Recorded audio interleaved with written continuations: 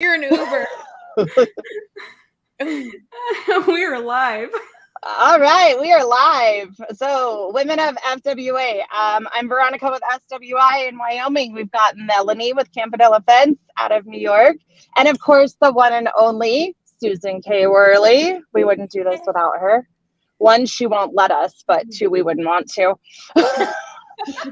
So, tonight we are going to go over and kind of have a roundtable Q&A quick session in regards to dealing with difficult customers, and when to kind of give up. When is enough of dealing with those people, and how do you deal with them? How do you, in a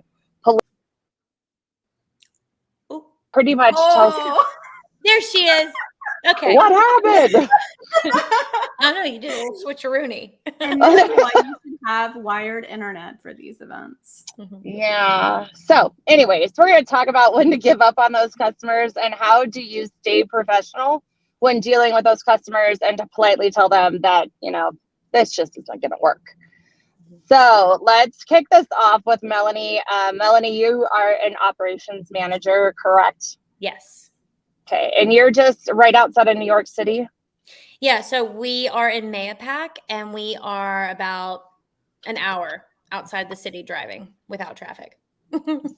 So your scope of work and like the customers that you're dealing with is obviously probably a 180 from the very few people we have in Wyoming. There's only 500 in the entire state. So it's obviously a little bit different. How big is the city or the area that you're in?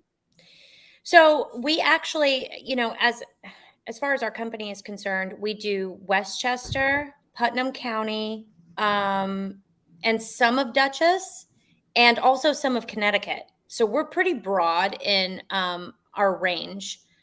Westchester is very, very large. So the majority of the work is down there. It's a lot more condensed.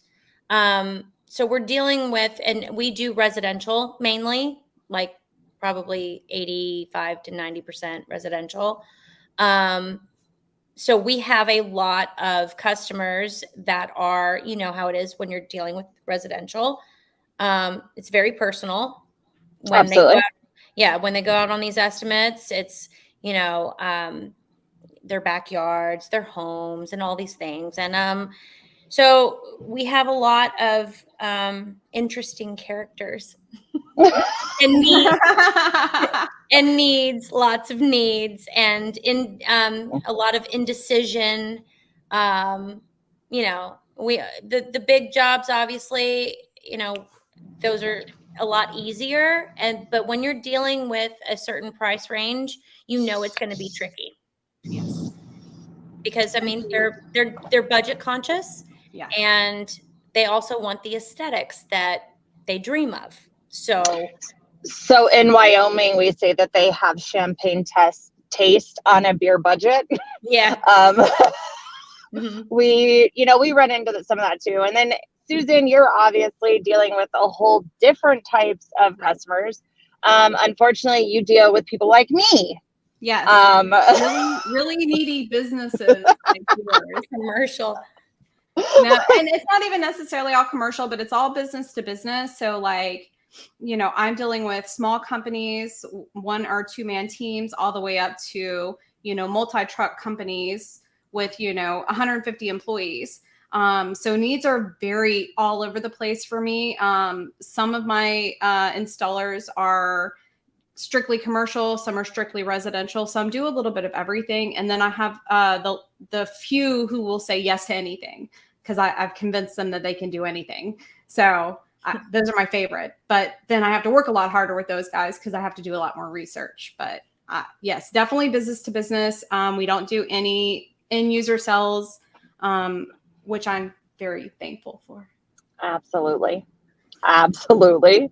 So in this live, I guess we're going to kind of talk about different avenues and different resources.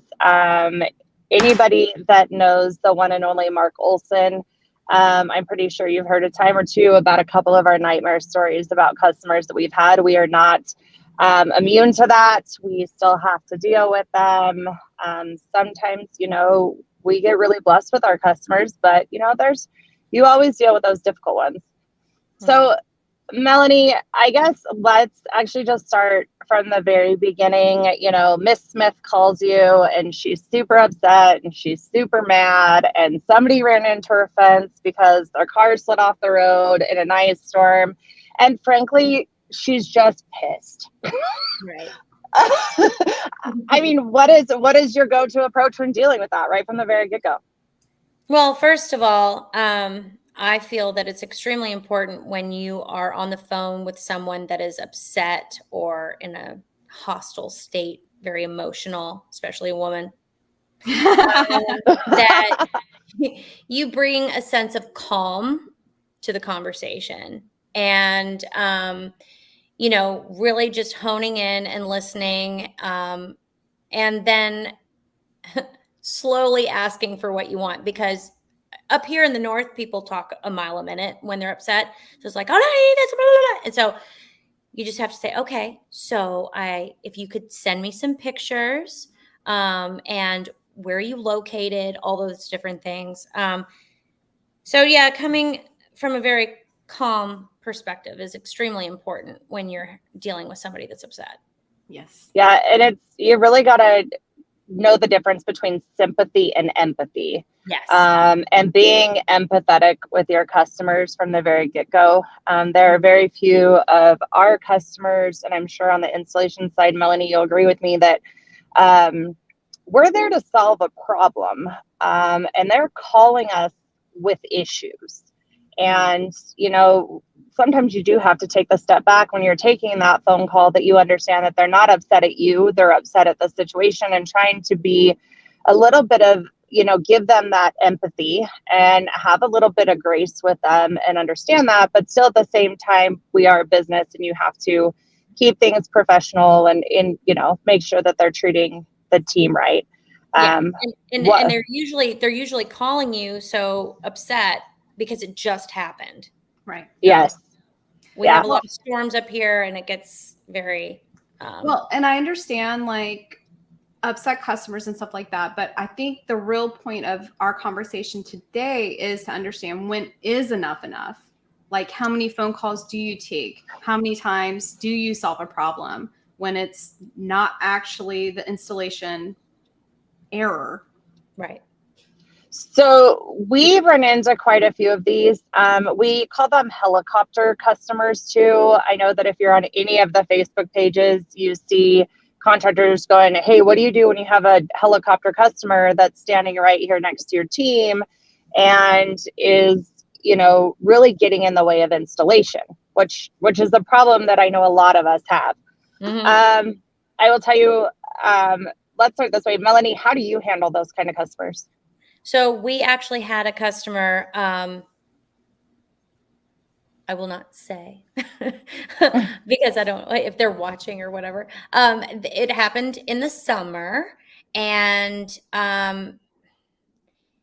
the unfortunate thing is that they wanted something done. They wanted an installation done, and they didn't clear it with the neighbor. And then the neighbor got involved, and then the police were called. And oh yeah.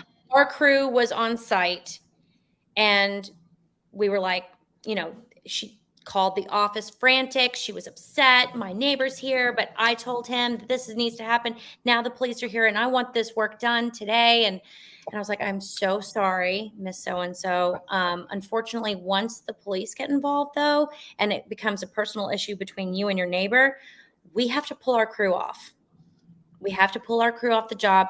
She kept calling and calling and calling and calling, leaving long 15-minute long messages on my voicemail, just going in.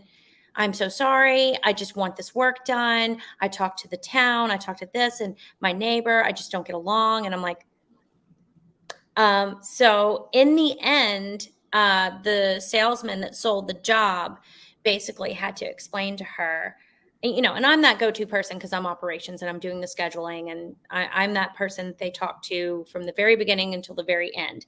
But at that point, I had to get the owner/salesman involved and just let her know that, unfortunately, we're not going to be able to do anything about this until you get everything resolved with your neighbor. And, you know, it was a very dramatic situation when you have anybody from the police department on site and you have your crew there. You're worried about them too, because you worry about the things that they're thinking.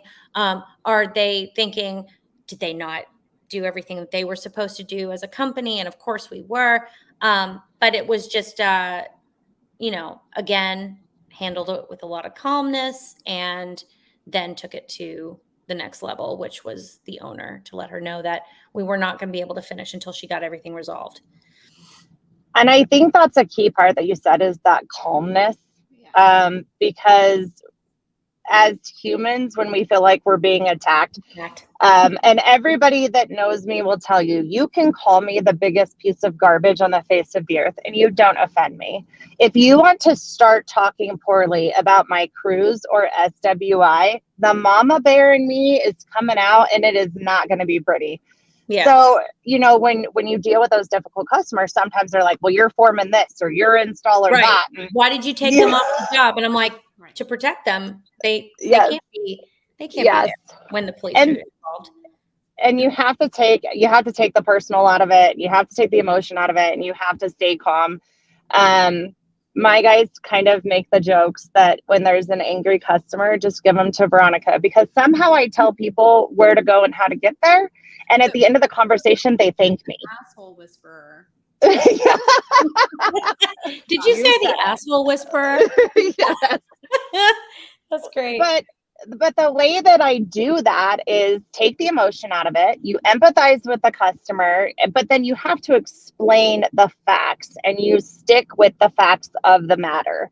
Yeah. And, you know, if you're empathizing with them in that moment while you're stating the facts, it's really hard for them to argue that. Yeah. You know, we trust me, we've had those customers.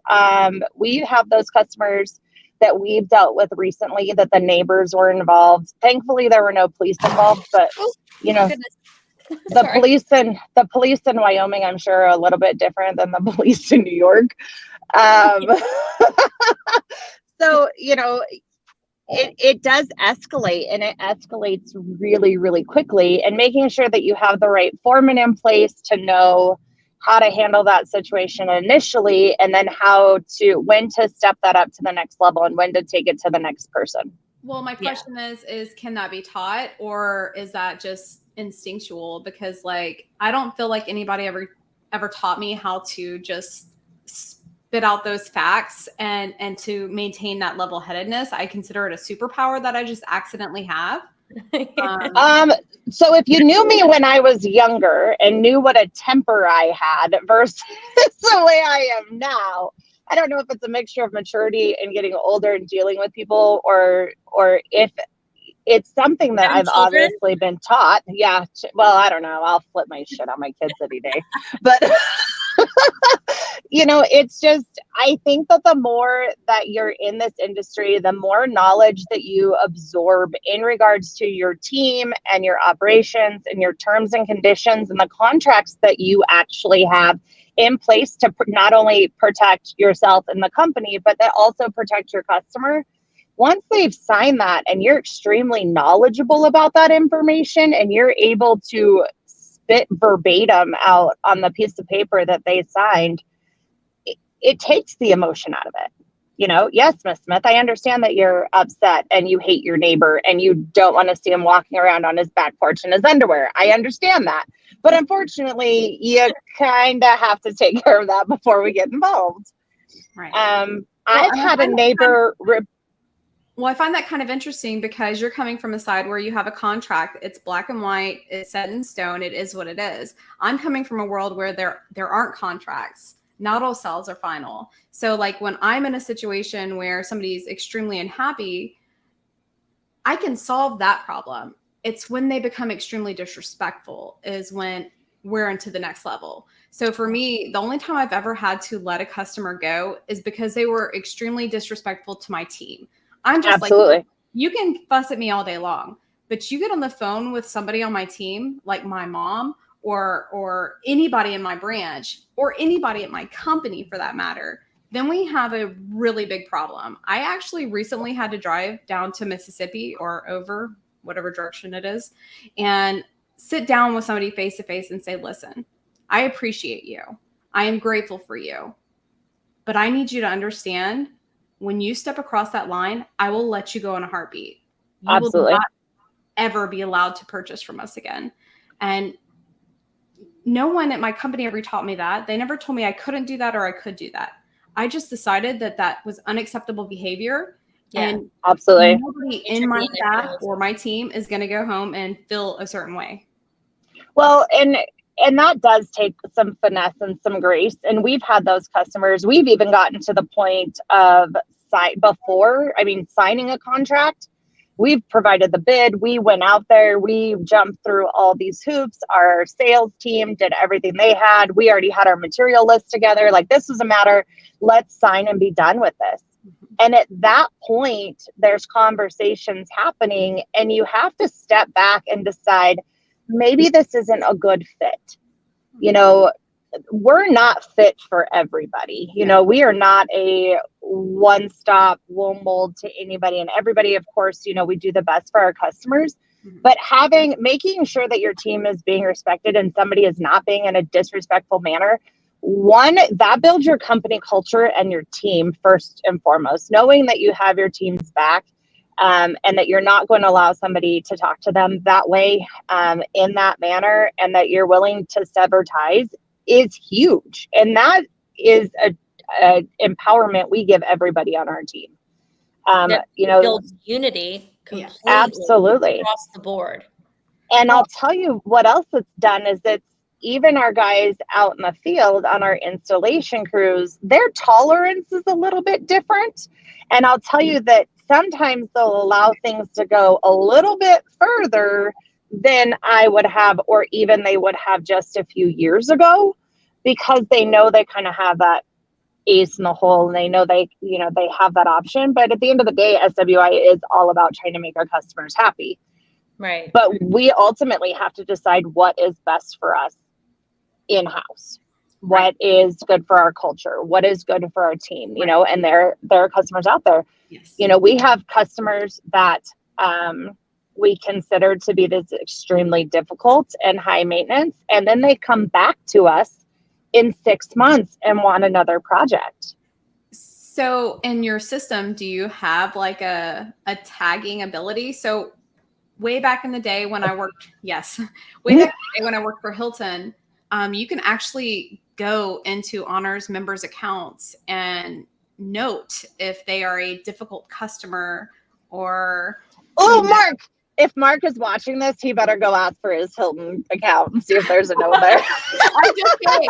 I loved having access to that to find out, like, if they were going to come in and be a really big problem, especially the higher tier they were, the more likely you were to look. Like, how did you get to that tier? Was it fully travel, or did you just complain a lot? Do you know what right? Like, you know what and reminds me of? Like, my customers go, like, I just remember that. Like, you know, I'm dealing with just a handful of states. I'm not dealing with every single person traveling across the United States anymore. You know what I mean? So, like, you know, and also understanding that you can't put a dollar amount on a troubled customer. You know what I mean? Right. Like, understanding that, like, there isn't any dollar amount that is okay to allow somebody to verbally abuse anybody on my team ever. Absolutely. Absolutely. What do you got, Melanie? Oh, I was just thinking, my daughter right now is a vet assistant, and she tells me about how the cats or dogs are labeled as hostile. And I was just thinking about that when we were talking about, you know, That would be me. Well, I feel like my salesman and like create an entire tab for like just bad customers. Yeah. Don't work with them. So we are in our market. Believe it or not, we are very, very blessed with the amount of great customers that we have. The funny thing is, I was visiting our Cody location last week and our estimator up there, and we had a very, very difficult customer a few years ago. And you mention this customer's name, and you can just see the hair on the back of his neck stand up. Just because they make such an impact on us.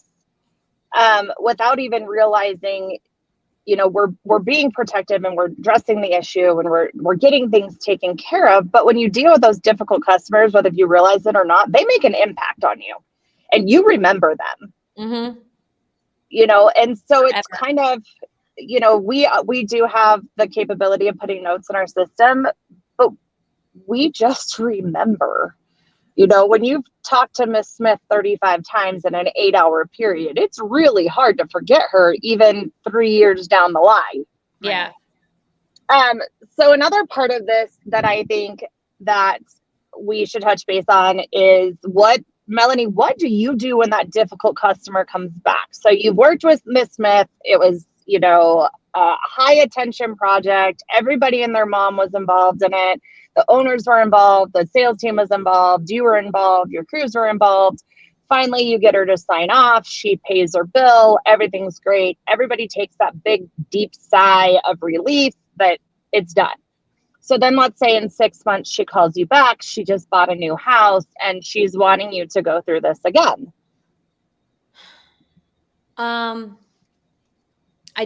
Unfortunately, I don't get to make the decision when to fire a customer. So honestly, we just continue on with that customer. Does your estimating team make any changes when bidding her project, knowing that she's going to take the attention and the time outside of just the installation crew? I believe that they do. I see it in the contracts, and, there's notation. And I get a conversation where, okay, we're going to go back to so-and-so, just make sure that, and I think that they also have a talk with the customer to let them know, hey, the last time wasn't, the most streamlined experience, but if we're going to do this work for you again, we need to come to an understanding that moving forward, this is how we're going to operate. So just make sure that you have everything on your end.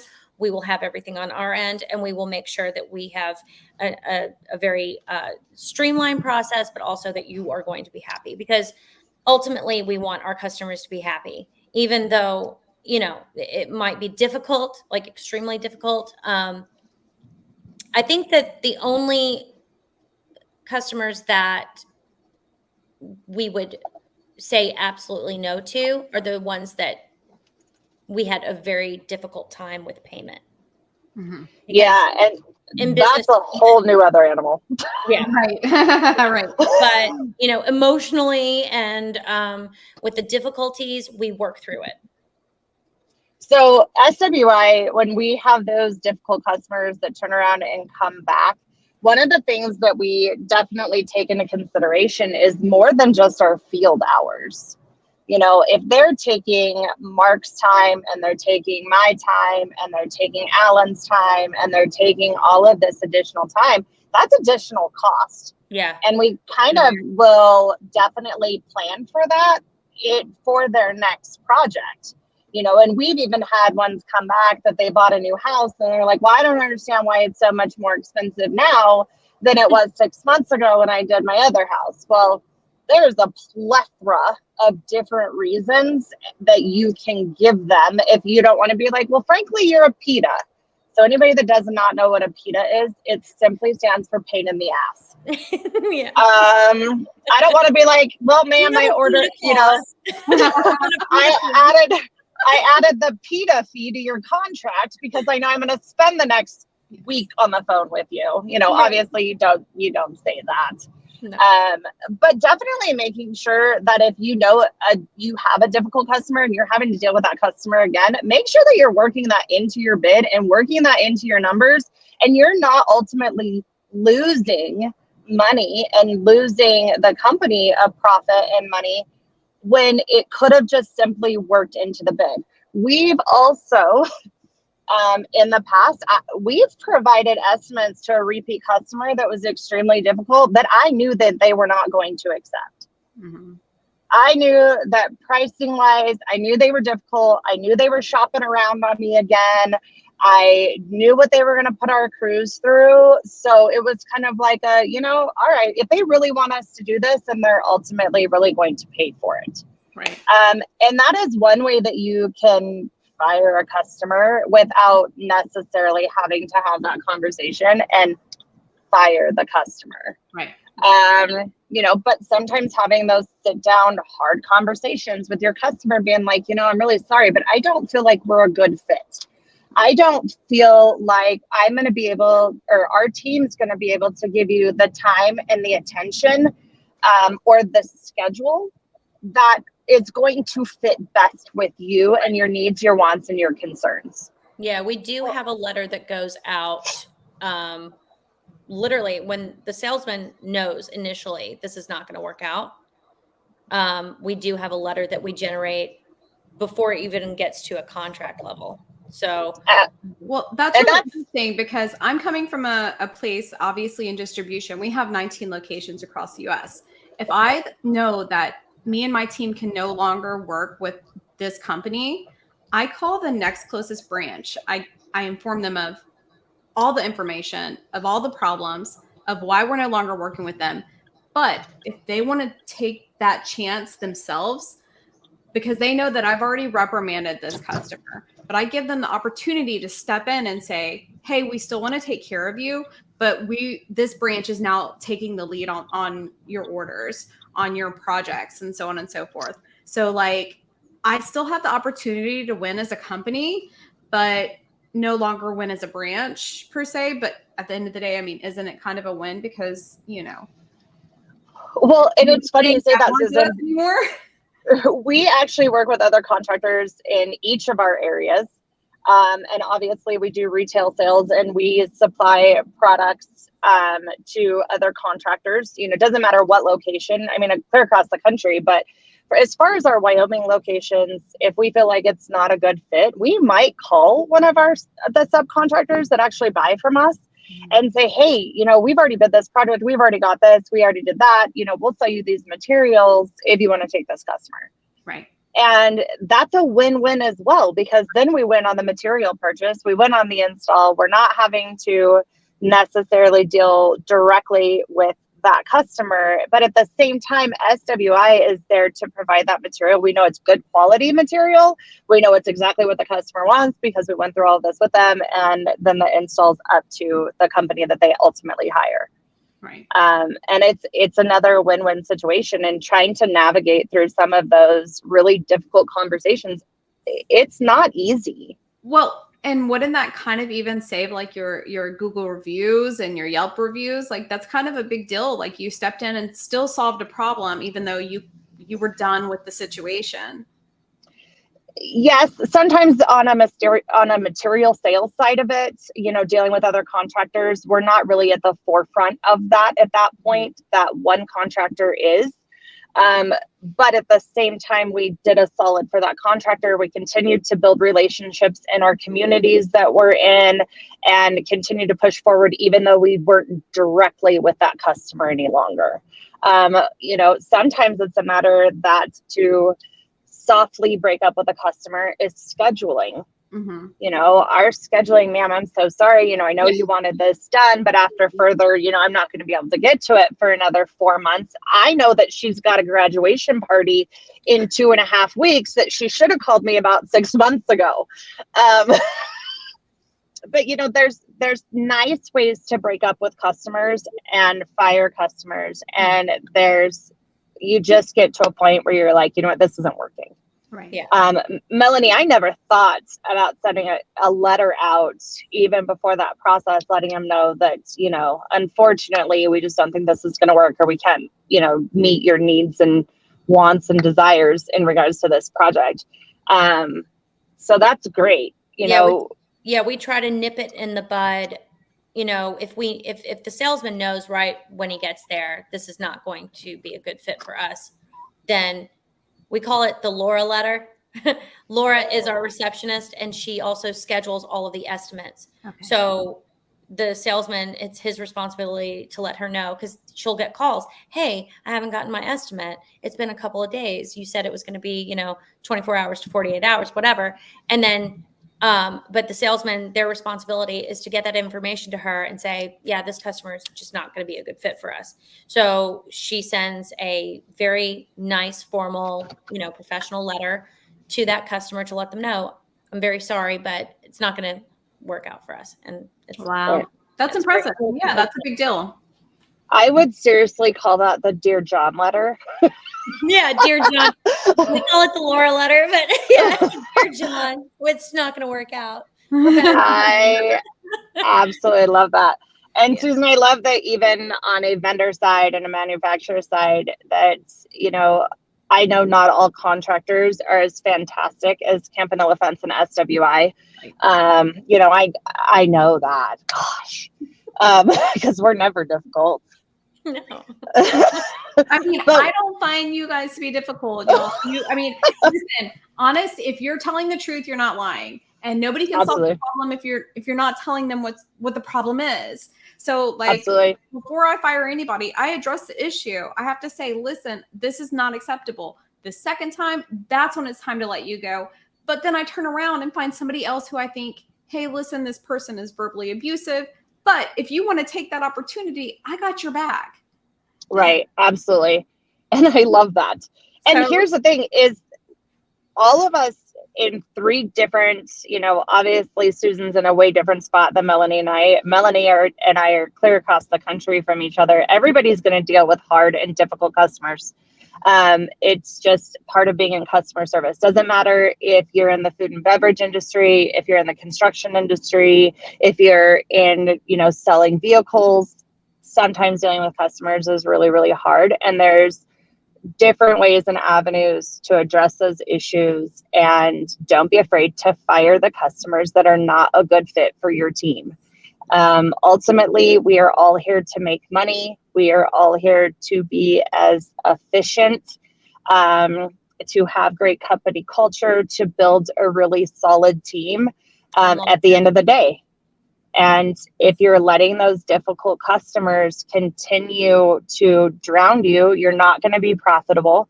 You're not going to have a solid team. You're not going to be happy at the end of the day.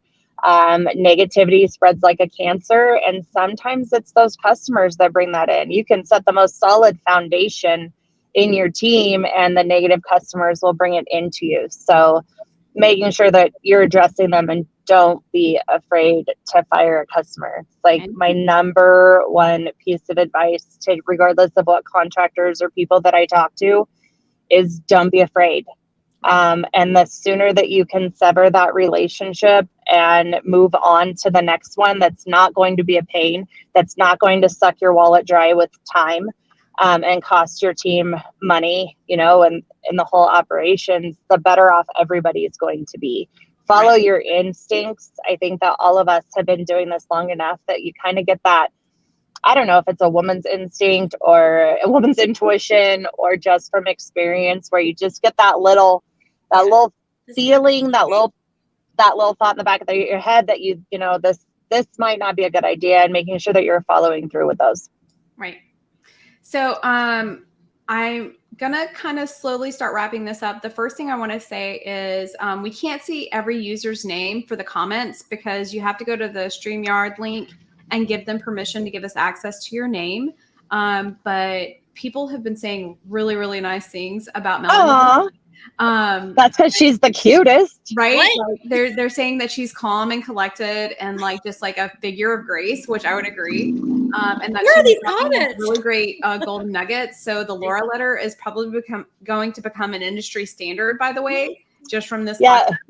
podcast. So Melanie, if you wouldn't mind actually shooting me over an email of that letter, I will be more than happy to block out the information that's needed, and we'll make sure to start getting that information out there.